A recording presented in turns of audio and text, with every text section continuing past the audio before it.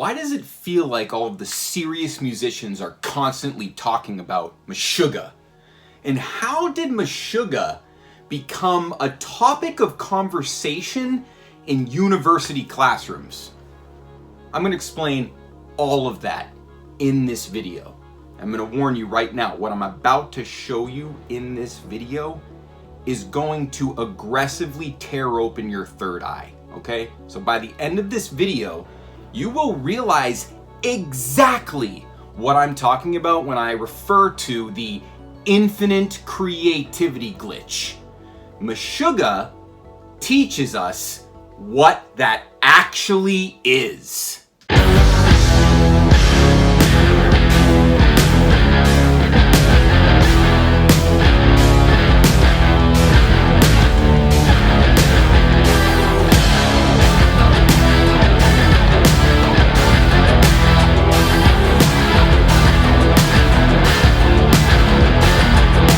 Now, to really drive this point home, I gotta pull out the big gun. So when I show you what I'm about to show you, you are paying close attention.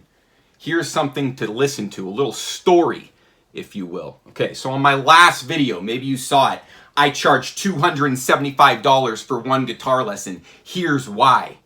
I had a former student make a comment, and this comment is directly intertwined into why I'm making this video, because I'm going to show you the very thing that he's referring to in this comment, because this comment cuts hard. Especially considering the name of that video was, I charged $275 for one guitar lesson. Here's why. Here's why from the horse's mouth. I have had a total of 4 focus lessons with Blake as a bass player.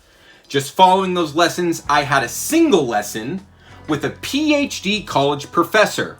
And that lesson gave me absolutely nothing I didn't already know / have. My lessons with Blake were categorically different from other teachers / content creators. Because you study with other teachers for years and continue to go to them for continuous lessons / content. That's the key. That's the foreshadowing of what we're going to talk about. You study with Blake, and he will make you not need him. That difference is massive in both use of time and money. I now have a near infinite set of practice content, and perhaps more importantly, I know how to generate my own practice content for legitimate focused practice for that which actually leads towards my personal goals. I do not think I would ever need another bass teacher ever again. Tell Blake your goals, let him assess your place on your journey. He'll give you a clear path that doesn't involve countless detours and exhaustion causing pit stops. Added bonus, I was previously a jazz drum student before working on bass. By the way, he's not even saying it. He plays 6-string bass. That's underpinning this entire comment. And just switch back to drums and percussion. Guess what? Lessons with Blake and access to his school transfers perfectly to my vibes studies. My ability to self-direct my studies on vibraphone.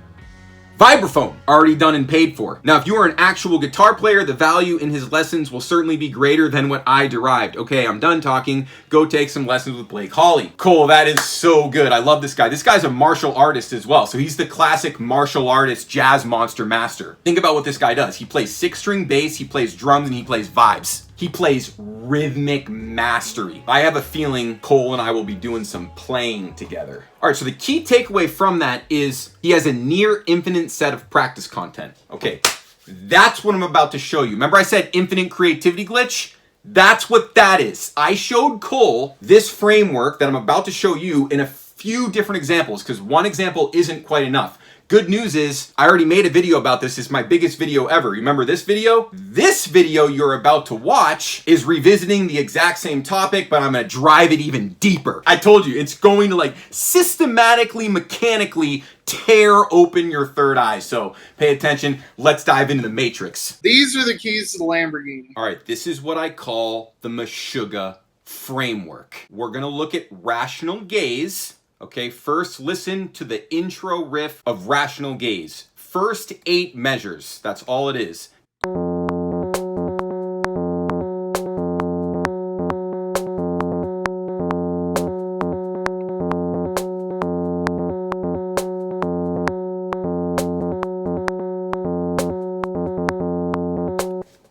Right, so now you know we're locked into the same universe. What the hell is going on?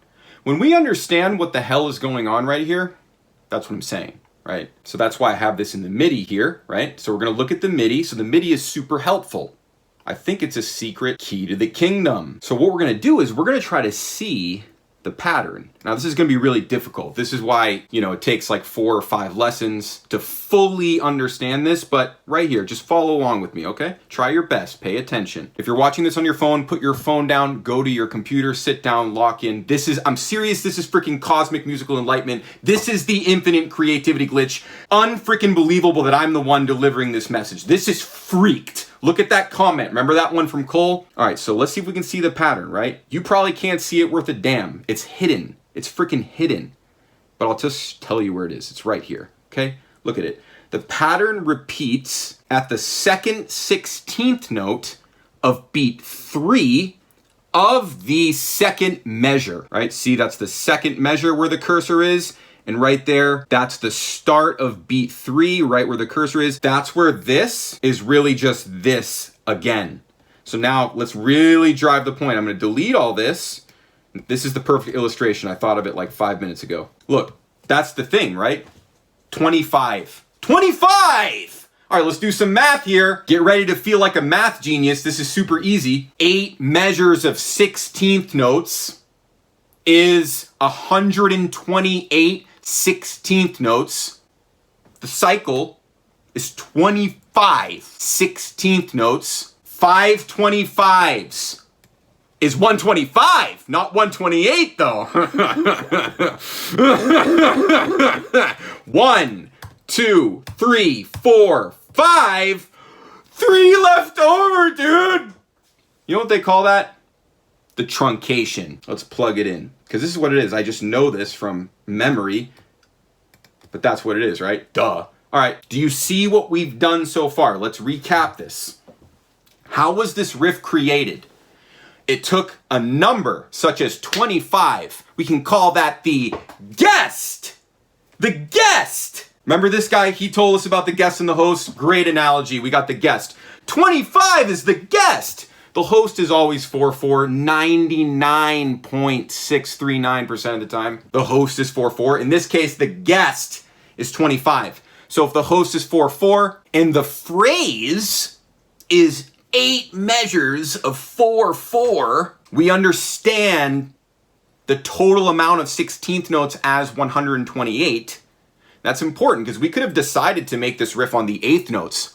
Then it's 64, you know? But they made it on the 16th notes. Woo, you gotta choose subdivisions, don't worry. Think about basic numbers for now. Just think about 128 and think about if 128 is your final macro boss piece, what numbers go in that can be subcycles that resolve asymmetrically in relation to the host being 4/4, right? So 25 would be a good one. 33 would be a good one. That was the one I did in the previous video. 7, you could do, you know what I mean? Like, it's just like, right? So that's why this is, do you see, should be starting to see the infinite creativity glitch. If you start to realize it's like, just choose some freaking numbers, do some freaking math. You got to learn about micro components, meso components, and macro components. But I can explain that pretty easily right here.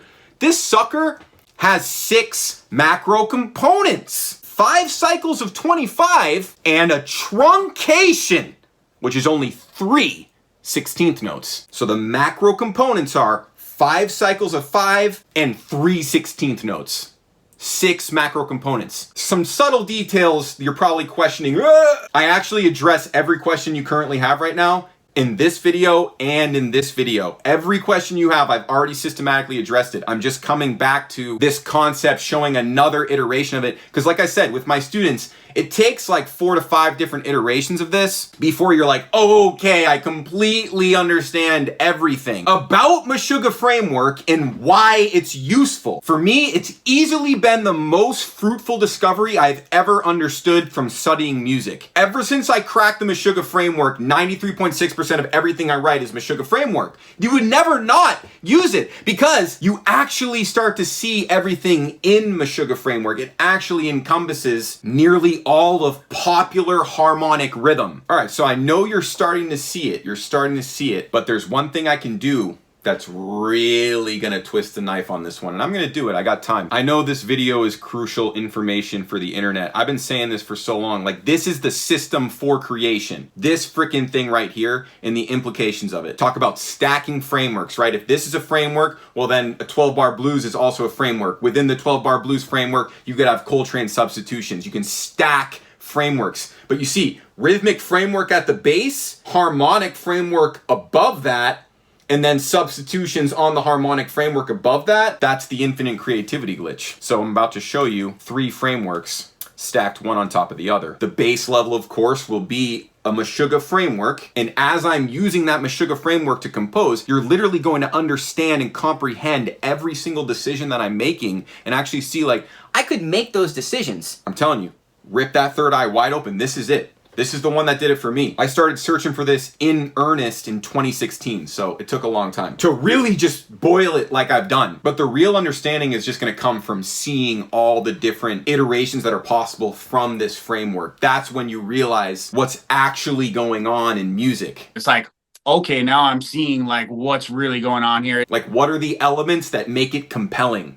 This whole mentality of framework-based composition, it leverages your creativity on a whole different plane of existence. So that's what we're gonna do. I'm gonna show you how that leverages some creativity on a different plane of existence. You remember when I said the macro components of rational gaze are 5 cycles of 25 in 1 3/8 truncation? We're gonna take that same framework and apply it in a different context by simply changing 128 to 64, okay? We're gonna change those 2 numbers, right? So now it's gonna be shorter, so our little example is gonna be shorter, but we're gonna use the same framework, which is gonna be 6 macro components where 5 of them are the same number and 1 is a truncation. I'll just take 4 measures of snare drum, put it right here, set myself up with a blank MIDI sequencer canvas, and just do some basic math here. So I'm thinking that framework of 6 macro components. How can I do 6 macro components where there's a truncation if the number is 64? I already thought of it. We're gonna go 11. 11 times 5 is 55. That leaves 9 left over. And here's how it all begins. 1, 2, 3, 4, 5. And there's your 9 left over. Now, how does this become a song?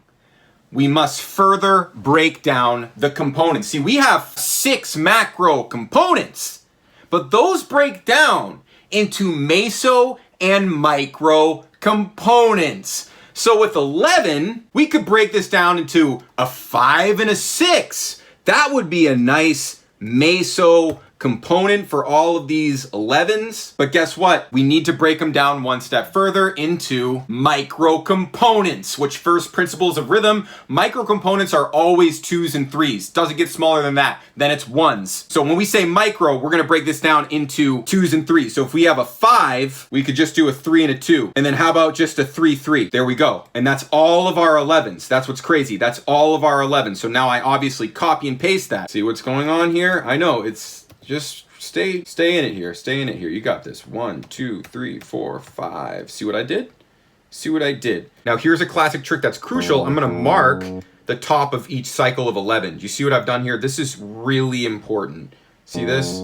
Technically this needs to be here, right? So 1, 2, 3, 4, 5. And we didn't break up the truncation. Now we would break up the truncation. There's a few different philosophies here. You could take the first 9 of each of these cycles, right? That kind of makes sense. Like, see this, right? Look where the first 9 is. I might just do that. That's the simplest way to do it, right? See what I'm doing here? Look very closely at what I'm doing here, right? See what I've done? This is not for the faint of heart. This is for people who really know what they're doing. Look at that. Do you see what I did? Does that all make sense to you? Why did I choose that 9 for the truncation? Because it's the first 9 of each of these cycles of 11. I could have done something else. That's why I said philosophy. Okay, so now what we're gonna do is we're gonna take this rhythm and just put it on the kick drum like that. And let's listen to what we have so far. But you already know what's about to happen.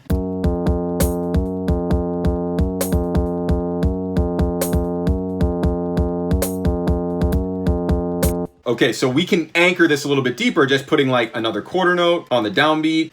Get rid of these. See, didn't want that kick doubling that snare. All I'm trying to do is anchor it. I just want to anchor it so I can hear that melodic contour a little bit deeper. But here's the thing, I don't really care for this, right? Remember how this is, I never thought of that. I just randomly put that note there, right? So I didn't address this. I don't have to have this so dissonant. I can compose something else in each of these 11s that's maybe a little bit more friendly, but still follows this exact framework. That's where it gets cosmic. So what is this rhythmic contour to me? Something like this? Let's actually, for the sake of experimentation, literally just take that and run with it. You know why it makes sense, right? It's just minor pentatonic. I made a few videos about minor pentatonic is the best scale. If you can just use minor pentatonic, you'll probably be in a good situation. So what do we have? Flat 3, 1, flat 3, 4.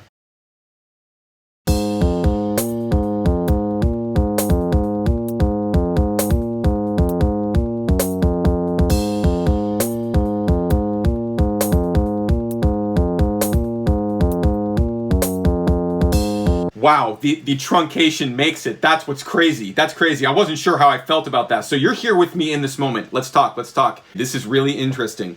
I've shared this with students a lot. I'm so glad this video has taken me here.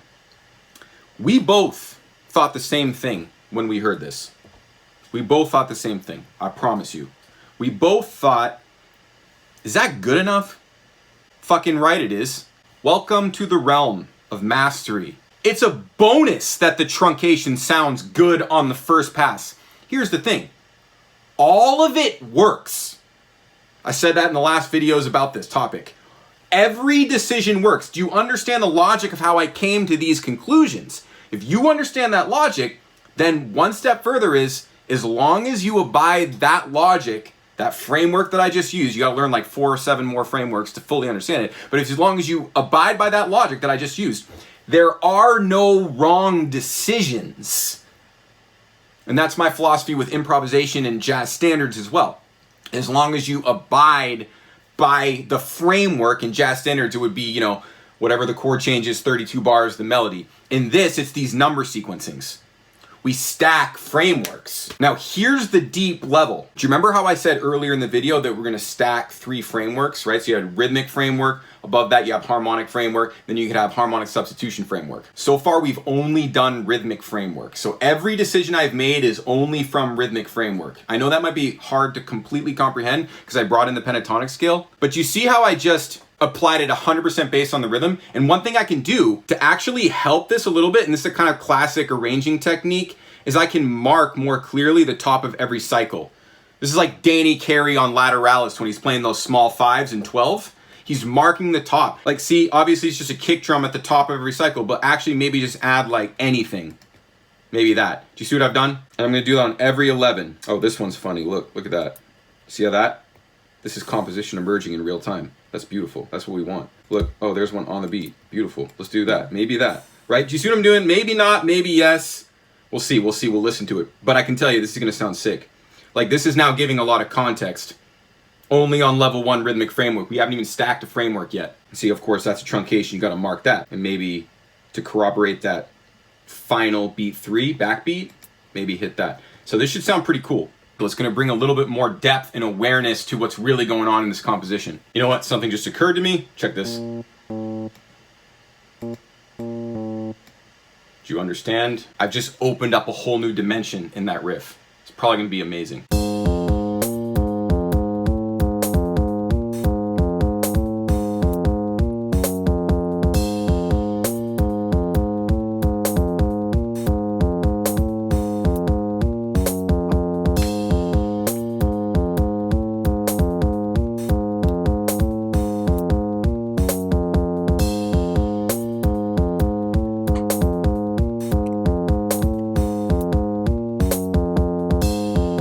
All right, that is an interesting riff now. Notice the subtleties that make all the difference. If something is too repetitive, how can you change it by 1 degree? And that's the beauty of this 6-piece macro framework. The first 11 is version A, the second 11 is version B, the third 11 is version A, the fourth 11 is version B. That call and response completing its cycle before the end of the phrase, that truncation, I'm there to save you. It's fundamental creation principles. So here's where I'm gonna end the video, because in the comments below, tell me how badly you want me to make a video where I explain harmonic frameworks on top of this and then substitutions on that, right? Where I literally take the jazz standard framework and slap it straight on top of the Meshuggah framework. Make a comment if you want to see that, because that is like, I used to think that I shouldn't share this stuff on my YouTube channel because it's like, oh, I'm giving away the secrets. It's like, dude, now I realize that even if I explain this to you 4 times in a free YouTube video, you still wouldn't fully comprehend it. So now I'm not worried about telling every single secret that I always have had, because I realize how few people actually understand the full depth of what's going on until they come and immersively study with me for like a month or 2 months. You know, you can immersively study with me for a month or 2 months and get all this deep inside your gut. So make that comment if you want to see me stack some frameworks on top of this. I didn't even do a symmetrical melody. If you want to go deeper, you can watch this video. I go symmetrical melody on that video, so that's one thing I didn't include here. But maybe for the next video, if you comment enough times, I'll arrange this and produce this. If you comment at least 5 comments saying to produce that riff that I just made, this one.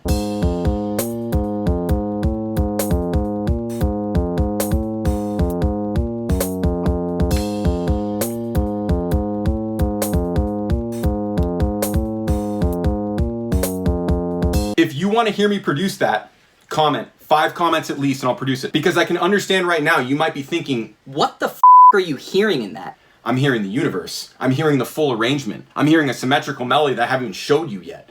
So in my mind, it's already done. I've already completely manifested this composition 1000% in my mind in this exercise that I just demonstrated. Now it's about doing actual musical work to record and arrange and produce. But I can do all that in like 2.5 hours. That's how I can produce like 333 tracks over 3 years. Do this first thing on a Monday morning between like 9 and 9:30 a.m. and then spend the rest of the day expanding the form. So it has like intro, heavy riff, verse, intro as interlude between verses, verse, back to the heavy riff, followed by the intro rearranges a heavy riff. That kind of stuff. Takes me like 2 days to bang one of those out. I'll tell you, there's money in that. People will be like, how much does it cost for you to produce my song? I always give an extremely high price, because I don't rely on those at all. And the people who hire me, they know I'm the only one who can do what I do. But it's because I understand all of these frameworks. I'm not trying to be creative. I'm not trying to be clever. I just got framework stacking. I can infinitely create because of framework stacking. I understand that I am not solely responsible for the music.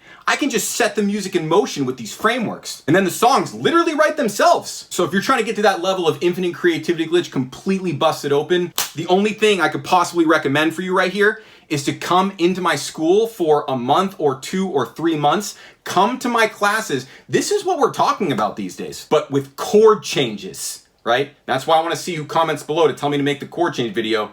And technically, it's going to go over like almost everyone's head. And that's why you would come to my school, to completely understand harmony like on a traditional level. Oh, I understand like traditional harmonic theory, so that you can use chord changes in combination with these. This example that I have for you here, there are no chord changes. That is purely level 1 rhythmic framework. Meshuggah is on purely level 1. They don't have chord changes. They have symmetrical melodies that move in counterpoint to the riff, and there are chords implied asymmetrically that way, but that is a totally up way of thinking. So that's why it's pointless to kind of think about it that way. A classic approach is just you take a Meshuggah framework and you sit chord changes that already exist on top of that, like GOAT, for example, the Polyphia one, that's also the Coltrane one. You know, that's a classic example of a 4-bar harmonic sequence that you can run one of these frameworks through. And that's what I'm saying. If you really want me to make that video and you're still watching, you haven't commented, I'm not going to do it unless I get 5 comments. Not even going to consider it unless I get 5. That is exhaustive work, because I could just make it without recording it. I don't need to freaking record.